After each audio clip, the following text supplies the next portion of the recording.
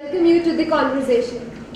We Pearl Academy at the Pink City is honored to have with us a distinguished panel of guests who will not only share their reflections and career journeys, but also provide a much sought after platform for aspiring fashion and design professionals to exchange their ideas and questions on how to make design and fashion important contributors to India's ambition of becoming a startup nation. We are creative people and often too right-brained in our approach. But we all want to be successful entrepreneurs, and that is why it is important that we become serious about the business of fashion and design. Our just launched incubation center, Canvas, by Mr. Manish Malhotra, is a step in this direction.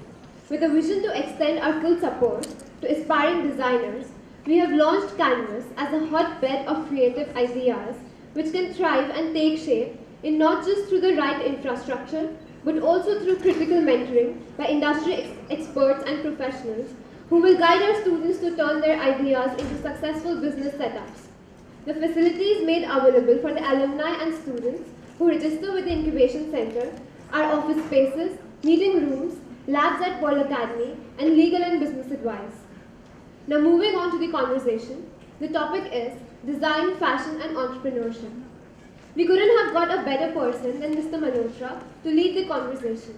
He has redefined and modernized costumes in Indian cinema and has a lot of awards to his name.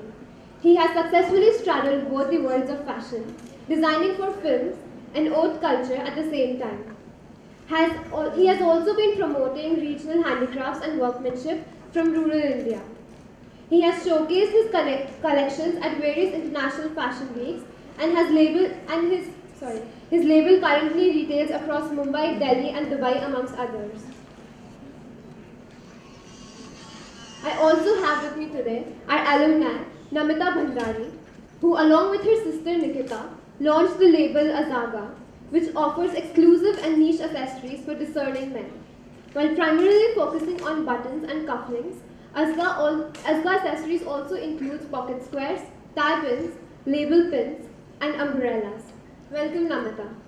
We also have with us today Chirag Nainani, our alumni and founder of the label Chirag Nainani. Working with indigenous fabrics woven with love and care by artisans across the country, the Chirag focuses on well-constructed garments with relaxed cuts and silhouettes, design keeping in mind the comfort factor. Chirag Nainani has showcased his garments at Lakme India Fashion Week Gen Next. We proudly welcome you, Chirag. And now, let's welcome Swati Vashishtha, who will be moderating this distinguished panel.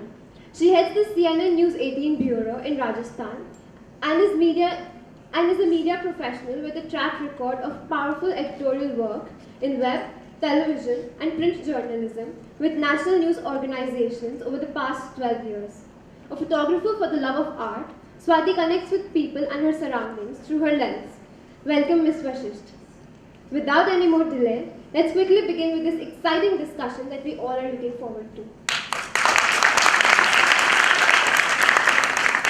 If we were to look at an imaginary infographic and we had circles to represent design, fashion, and entrepreneurship overlapping each other, so the common ground between all three is perhaps what will be of interest to the audience today, which is essentially design students and aspirants. And we couldn't have had a better panel to talk about this with Manish Malhotra, who comes with his knowledge and experience, and Chirag and Namita, who bring freshness of their experience to the table.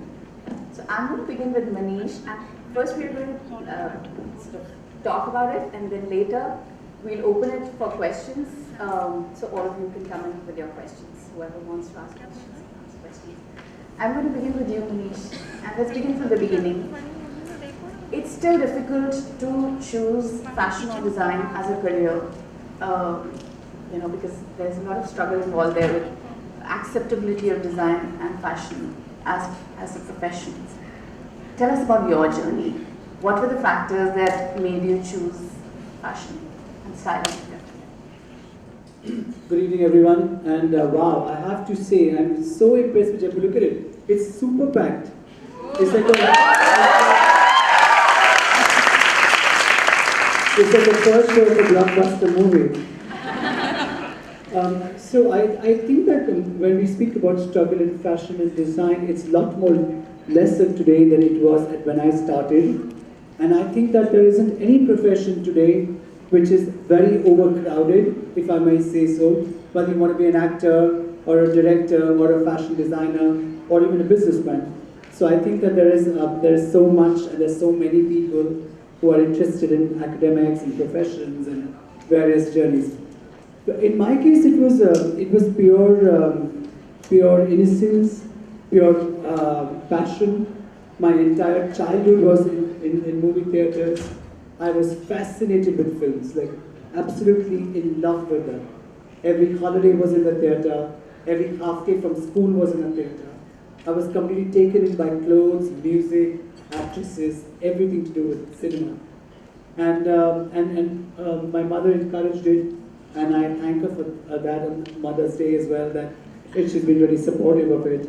And then I used to be so fascinated with prints and saris and color that I joined painting classes in the 6th standard. And I realized that I was very good with art, and that's how I passed my diagrams in science, because I was a very bad student, obviously. And in college again, it was all about modeling. It was about part-time, just working in a boutique, and I started enjoying that too. So I used to really practice my sketches, as to speak to the tailors, as to attend to clients, and the fashion industry was just beginning to develop. It was 87 ensemble was being launched, and there was Nainani, Rohit Khosla, Rohit Bal, Abu Sandeep. They were all launching their collections, and I thought to myself, I don't have the money, or I don't have the know-how for collections, so why don't I look at films? Because films at the late 80s were not really being touched too much, or the fashion was really going down in films. So I foresee that, and I thought maybe I should do films because I love films, and if I can change it a bit, I'm able to make a name. So with that mindset, I got into it. Right. And you said your mother encouraged you to do it, but is that really the case with everyone? I think people still find it difficult to convince parents and other people around them to choose fashion. For me, I always wanted to do shoe design, but I could not pursue it because my parents were not ready to send me to Delhi. So ultimately, I pursued design, and I joined Pearl in Jaipur itself. And not particularly that I wanted to do jewelry, but that's what I specialized in. But I still feel that it has helped me in everything that I'm doing today. I couldn't do what I wanted to, but from that point onwards, I think my parents have supported me in every single decision that I took in my life. So you basically didn't let that deter you or let your confidence waver in your choice? No, as I think Manish had mentioned just before that you need to evolve, you need to adapt. So I think that's what I did at that point of time. What about In my case, my parents were all there. They were like, I mean, whatever I want to do, they just wanted me to do the best.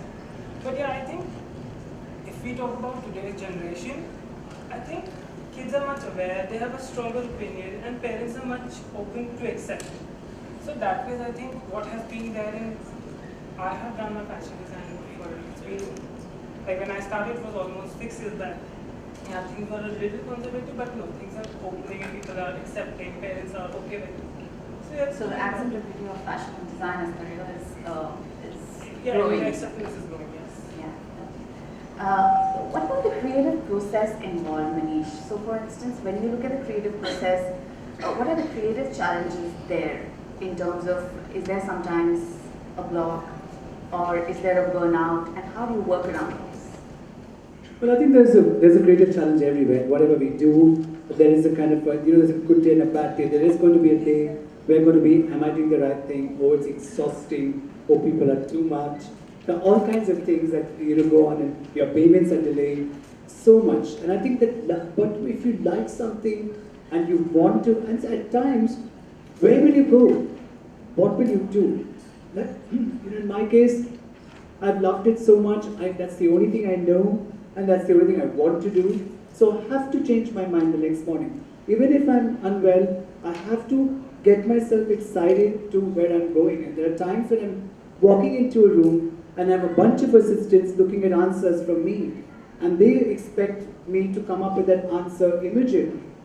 And there are times when I pray in the car journey when music is going on, I'm attending those questions and thinking, what am I going to say? And so I kind of have that mind which thinks fast, and I think because years of movies teaches you to be really fast. Because if the way an outfit is rejected, or it's not working, or it's not fitting, the shoot is tomorrow morning, and the shoot is not going to get cancelled. You can't build it up. So I've slept nights in workshops of tailors, getting up in the middle of the night, seeing the things, taking that nap, waking up again, taking that outfit, going back home, showering, going to the set. So it teaches you to be strong and resilient and go ahead. You just have to. So the resilience is how Manish is saying things works around it, but it's an ever-evolving, fast-changing industry. So as far as you're concerned, what do you do in terms of working around that in terms of creative processes? How do you deal with those creative challenges? I think when you look back to the point where you started, I mean, there was a lot of passion. Your work is like your baby, and that is what gets back. I mean, that's what gets you back on the track, and you swiftly come back to your workspace, and it's just not you. You have to work for your karigars, your artisans. It's an entire team. So for them, I think it's a small thing, but yeah, I mean, it does work out well in the end.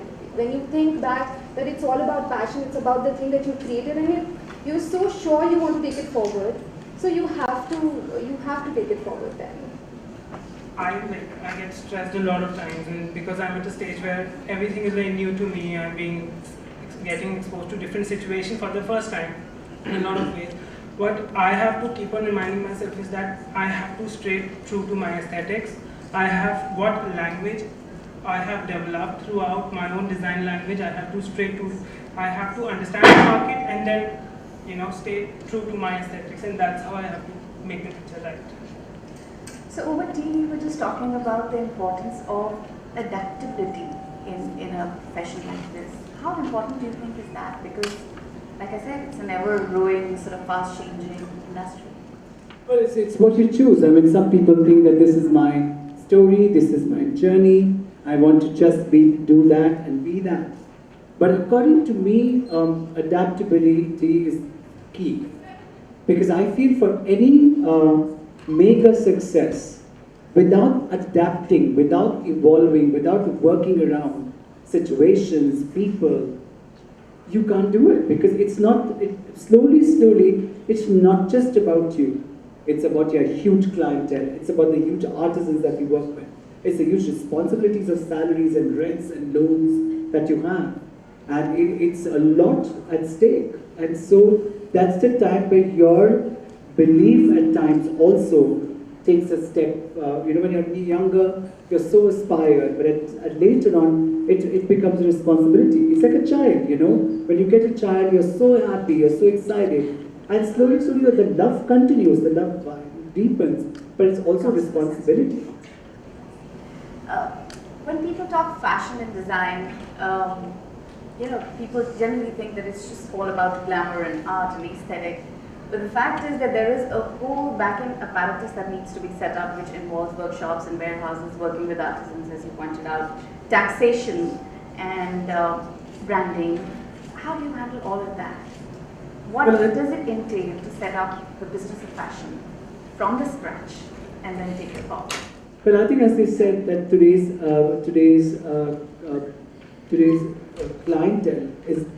clients are much aware. They're much more aware than, say, maybe even 5 years ago. And today's youngsters are much more assertive. They're more confident. They voice their, and I love that about them. In fact, from them, I have learned to, when there's an opinion come my way, I ask why. Earlier, we didn't ask why, And why do you say that? Even with my assistants, when they're telling me something, I always ask why. Why do you say that? Not because I'm threatening them or because I'm saying, why are you asking me? But I want to know why are they saying that. So I think that it's two ways. Today, it's much easier to be seen, for your work to be seen. You have social media, you have film stars that you can pay for it, they can endorse your work. You can buy media in terms of a slot in a magazine or or an ad. There is so much that you can do. You can hire lawyers, you can hire fashion consultants, all of that. But the flip side of it also that there is too much. So there's just too much. So I think that you've got to think, the first question that when I got into costumes and I felt, why should that actress come to me? Why should the director come to me?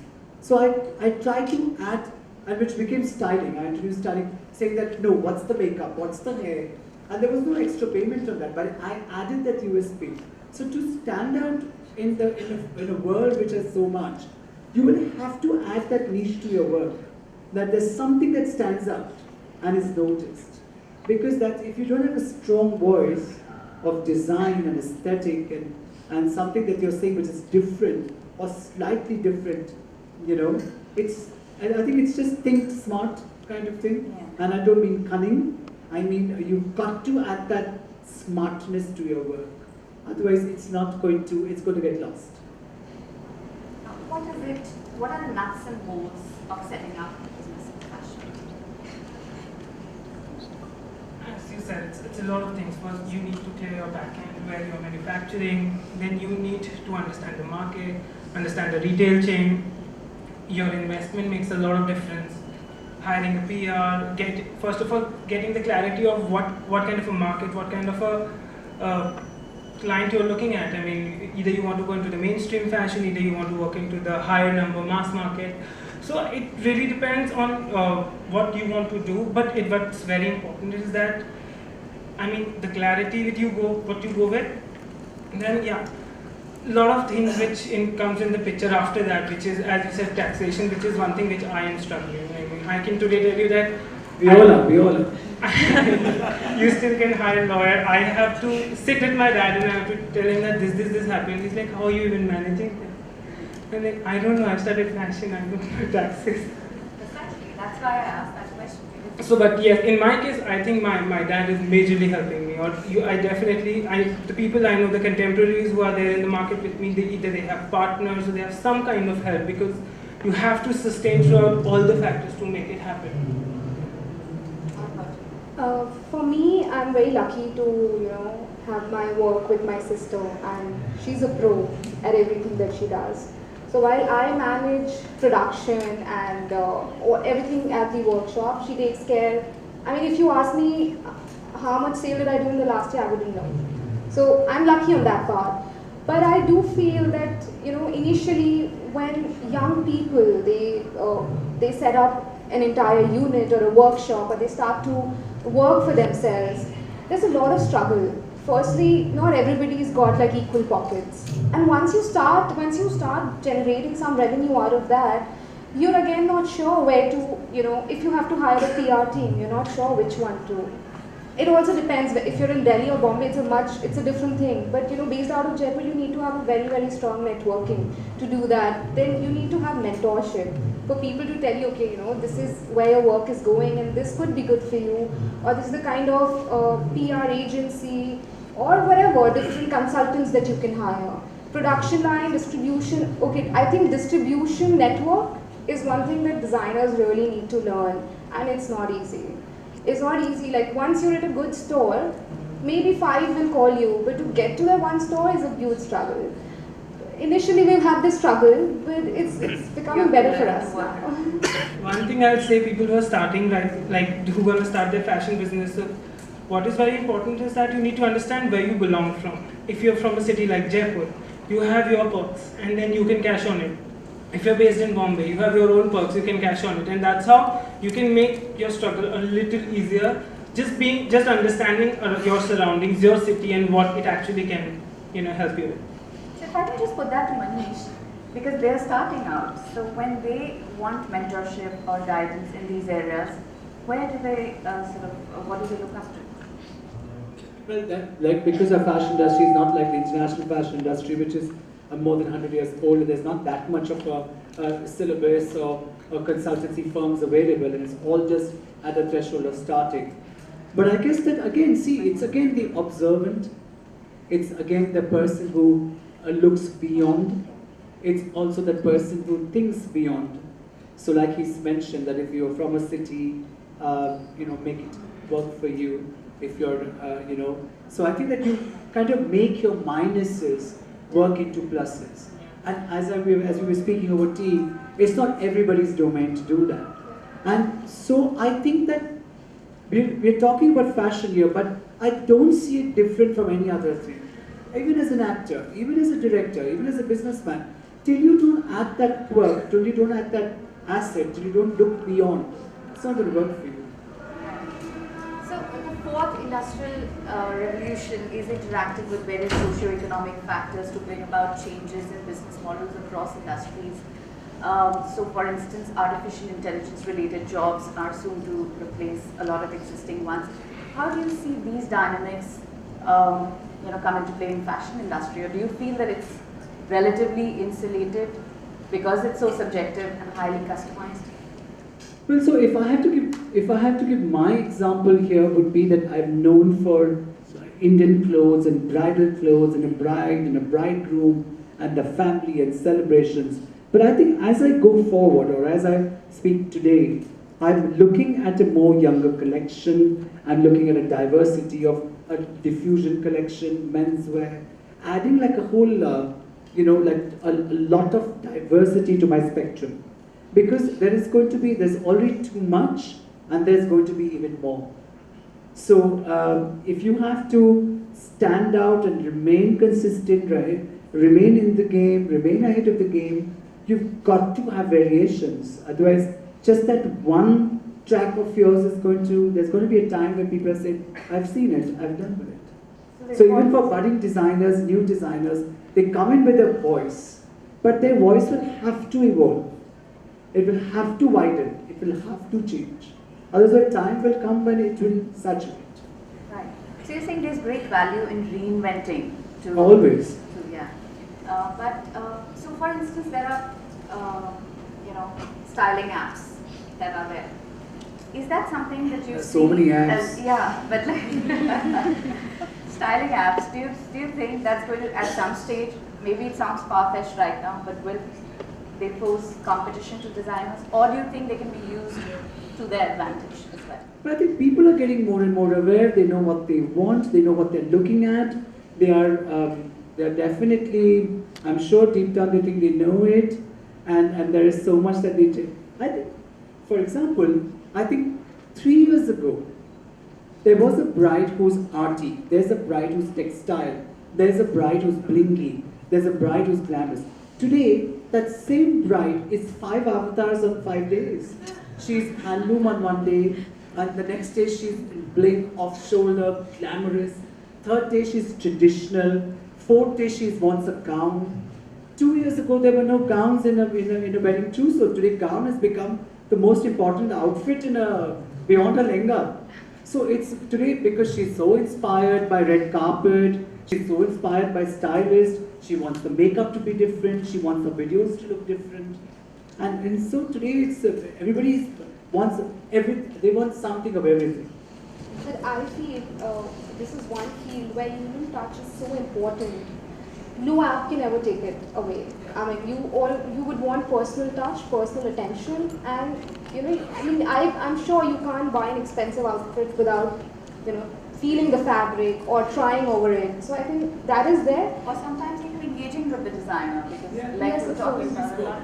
Custom made, bespoke. It's like that. There will be so many fancy hotels coming out all over India, but the Rajasthan hotels are beautiful. It makes you feel, it makes you feel like a Raja. It makes you feel, so that will never go. You will always want to come back and feel like a Raja someday. No, I was mentioning this only, that I don't think so an app or anything, artificial intelligence in this industry can take away what is there, because human, as I just said, human touch, personal attention is so important for people. And as you mentioned that, people are becoming so aware. You can just try the app, but I don't think so you can be with that app for like a year, not even a year. So a lot of young designers are turning to Facebook to set up stores. Do you think social media platforms are democratizing the space for entrepreneurship and fashion? Fashion is becoming very demographic. It's reaching everywhere. E-commerce is again another medium to reach out your work to all over the world. And recently I was hearing something like, even I'm not sure, but even J. Crew started that you order something and it reaches your doorstep the next day, and or you can get a customized Nike shoe. So but today bespoke is happening even in a shoe. So I think that so people have a mind. They're coming to you. They're saying, "I'll wear this with this." They're going to another designer. So the plus point here is that A person came to you, B person went to another designer, C person went to the third designer. But today, A, B, C, all are going to all the designers because they're wanting one look of that designer on one day. So in a way, it's taking away your business, and the other way, it's adding your business. So like she said, that it's always going to be there, you know. For example, if you see 50 years ago, also they were wearing a red joda, today also they're wearing a red joda for the shadi. You know, it's not really changed in that sense. Saris are yet something that we hold on to. Our culture, people wear black ties, they wear black suits. I don't know what's going to happen with artificial intelligence. I don't know whether I'm going to live that long to see it with robots everywhere. I don't know. But I can just speak about it today. So change is there, but there are certain things which will never go. Right. And for that matter, India's rich textile, heritage, luxury will never go.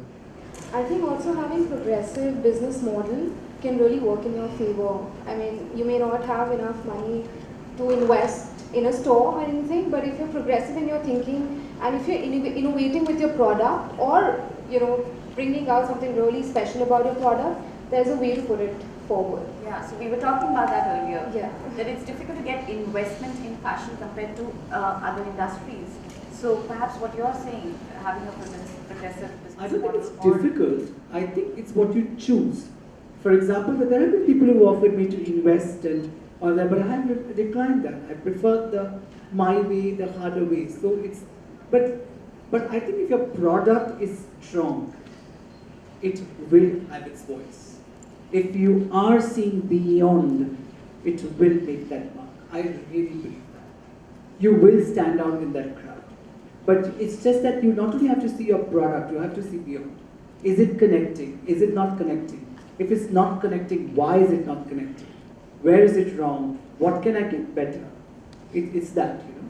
So you are also a social media influencer, Manish. So what would you like to tell young designers here or aspirants in terms of how you can leverage these platforms to sort of power their businesses? Well, I think constantly putting up their good work, and if they want to be known, I think I started much earlier. Social media, I started when there used to be black and white TV. I mean, when I was young, and then went into color. I started and then in 90s when everything was there. So there was, I remember watching a film in Los Angeles. There was a film called Sliver, and a man walked in with his big phone, and I said, "Oh my God, he's cordless. He's talking about cordless in a theater." They said, "No, it's a mobile phone which has just come out in America." And I said, "It's a mobile phone?"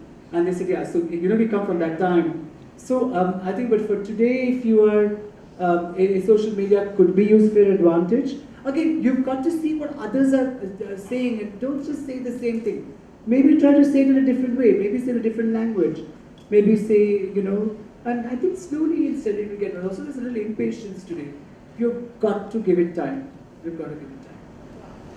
So when you started, you would have seen your moments of sort of, facing failure, even if it is momentary. How do you deal with those sort of things? I think, when I did fashion design, and even in my module also, even in my studies also, I always kind of did things which I could feel that it's coming naturally to me. I feel connected to it. So that way, my passion has really made me go through things. It has always, if there has something has happened in the evening and I didn't go through anything. Like for example, I applied for Gen Next thrice, and the third time I got through Gen. Don't just look at me. Other people on the board also. But you have selected me Yeah. first, so yeah. But then, the first time I did it, I didn't get through. I was fine. Okay, it's first time. We'll do something about it. But it was difficult. But I had to keep on going because I had to keep on going. It's just that I could not stop. I had to tell myself that there is no other way. I mean, you have to tell yourself that there is no other way. You have to do it. And you will, trust me, next day morning you will wake up with different energy and you will do it. I know it sounds very it doesn't sound very practical, but when you're in the situation, these are the things which really makes a difference. I think it's the right attitude. It's absolutely positive, it's progressive, and it's the way to look forward. Yeah, I mean, that's where... I think if you get intimidated by things or what other people are doing or where you're standing, you're not growing as much as your competitor, all of that also affects, I mean, at least at this stage. So, It does affect always. no. So I feel at times, like you had mentioned, and I was sitting here for your talk, just switch off. Don't see what others are doing and focus on Be an what you... actress who loves Bombera. You have to keep on doing what you are good at. And at times, like I collaborate with a lot of people at work. That's our work model. And there are times when we want to meet someone, we can't. It's very difficult to get appointments. And that's really heartbreaking because it's not simple to get through a person to be able to pitch something. But then if you keep trying, and if your work is in the industry, it somehow comes back to you. Someone or the other talks about it, knows about it, and it does get back to you. So you have to be persistent. That's what I feel. Manish, how much value do you see in, we're seeing a lot of designers go back to the traditional Indian textile and craft and weave it with sort of modern day drama of fashion. How much value do you see in doing that? And do you think that now it's kind of being overdone a bit? Yes, I think it's being a bit overdone, but I think that it's not, in a way it's really nice that we keep going back to our fabrics and our tradition and our culture and all of that, because the West does it, you know, and in fact the West looks at the whole world with fabrics and everything concerned. So in a way it's good, in a way it's too much noise, but like, you know, again, what is genuine, what is good will sell, will make that mark, which is just a drama, just a noise, won't last. So it's just that. That applies to most things. But Chirag's work is also, you know, it brings in a lot of handloom with sort of new age, edgy fashion drama. Yeah, but I think right now, like in the present time, when you create a product, you just don't create a product. You have to have a story for it. You have to have a story of where you're coming from, how it's going about it, and then it reaches to the consumer, and then that makes that person believe that, you know, he or she is buying the right product. So I think there was a time when people were just doing it, but now people are doing it with more sensibility, which a better concept and a story, and yeah, it makes a difference in that case. Yeah. I think people are, they are capturing the story. There are very few people who are very true to the story. Like most people use the story to sell their product. It is important to keep the craft alive, but at times it's more of a hype than the reality. So that is something that should not happen. Craft is an integral part. I mean, sewing is also a craft for that matter.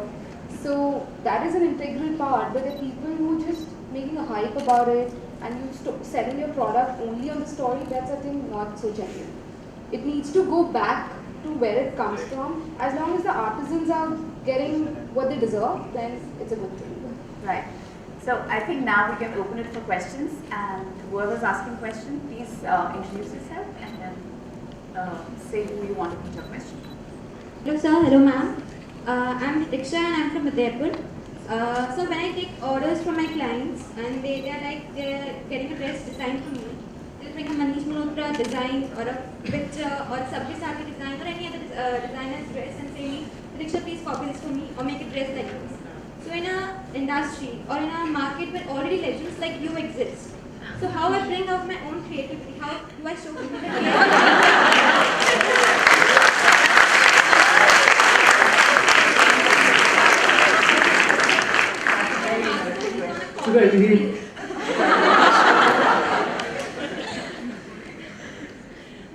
Well, at least they're being honest to you. It's a good question. I think that that's happening everywhere, and I think what you could do in this case is that initially say, okay, it's nice, and I'm going to do this, but why don't I also add this to it? Why don't I add a suggestion to it? He's the best, you make this for me. Then it's up to you to do the order again. I suggest do the order, don't leave it, get the client used to you, and slowly and steadily start incorporating your things. For example, if I put a tassel, or Sabyasachi puts something, Tarun Kalyani does something, Rohit Bal does something, whatever, or whichever designer's outfit they've got to you, I think you should suggest that, can I do this, can I change that? If you don't like it, I will change it back to the picture. So I think if you show that confidence, and sometimes what happens is what you're doing, oh, they'll say, Areva, it's a nice addition, you know? So I think that's the way to incorporate slowly and steadily your ideas.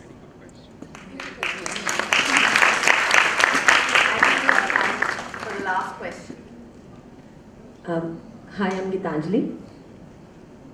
Hi. Awesome to hear you. I come from product design, so it's very amazing to hear the back of this. And my two questions relate even a little bit more. So you have one, you have two questions. Yeah.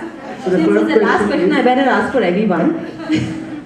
Okay, so the first one is like, what are the kind of challenges or what are the kind of watershed, you know, those, because you've had a journey, what are those things that shifted things for you? Let's say what obstacles which got in more opportunities. we get around obstacles. Yeah, yeah.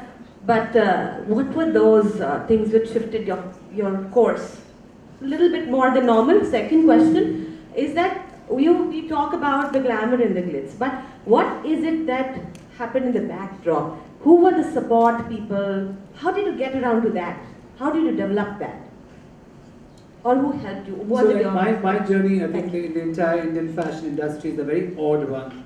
I'm that odd child, the stepchild, who's in my case it's a very different journey. I didn't study design. I started with movies at a time when they were not so accepting for designers with a voice. So for me, because I had not studied, the struggle was more. Also, stepping into a world where the film stars are giving you the job because you can sketch, but the producers completely not wanting you around. So your buyer, in so case, if I call a producer the buyer because he's paying the garment, doesn't want you.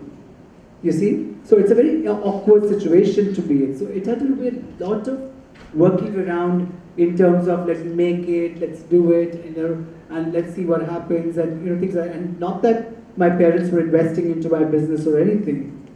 So it was days and months of stress and years of making clothes and getting it done and having, and slowly getting that voice, which is what I was advising her. Slowly releasing, because sometimes they would say, okay, just make a red sari. I want a red sari. I see a red sari. So, doing that red sari but trying to add that twist.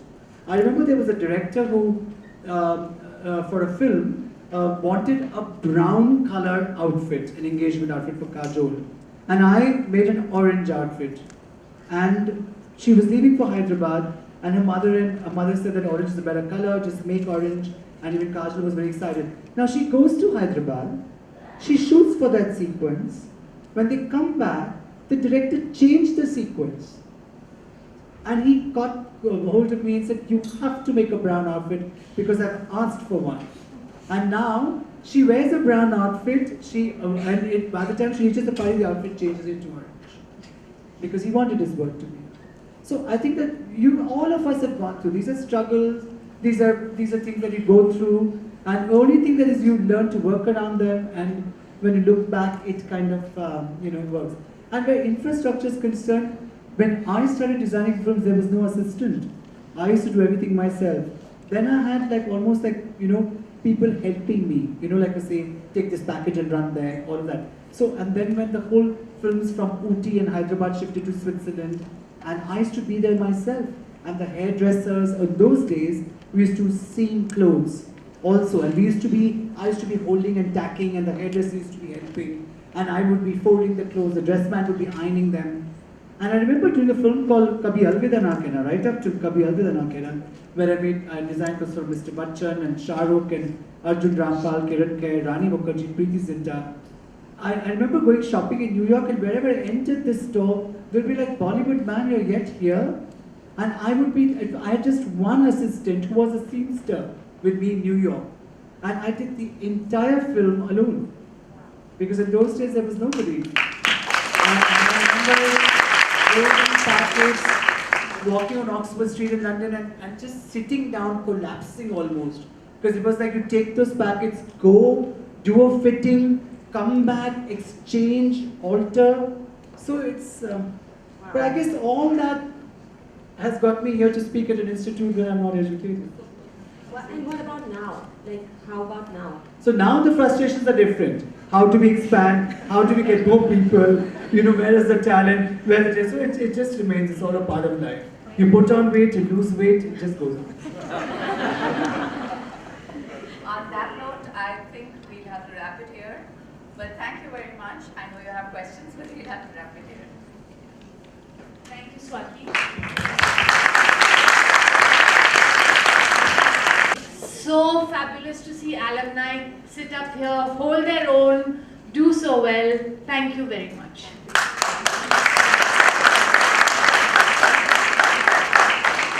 Thank you, Swati. Thank you so much. I think nobody could have held it together like you. We have a gift for you on a tray. Thank you. And for the one person who I think must be exhausted, he's been in a different city every day. With Pearl Academy. With Pearl Academy. And without also, Calcutta in between. But smiling his way through it. I think, Manish, what's touching me more than anything else is the openness and the willingness to give to young people. And actually when you went around and asked and saw the projects, actually asking questions to every single person, being interested in what young people do. And I think that's really special. Thank you very much.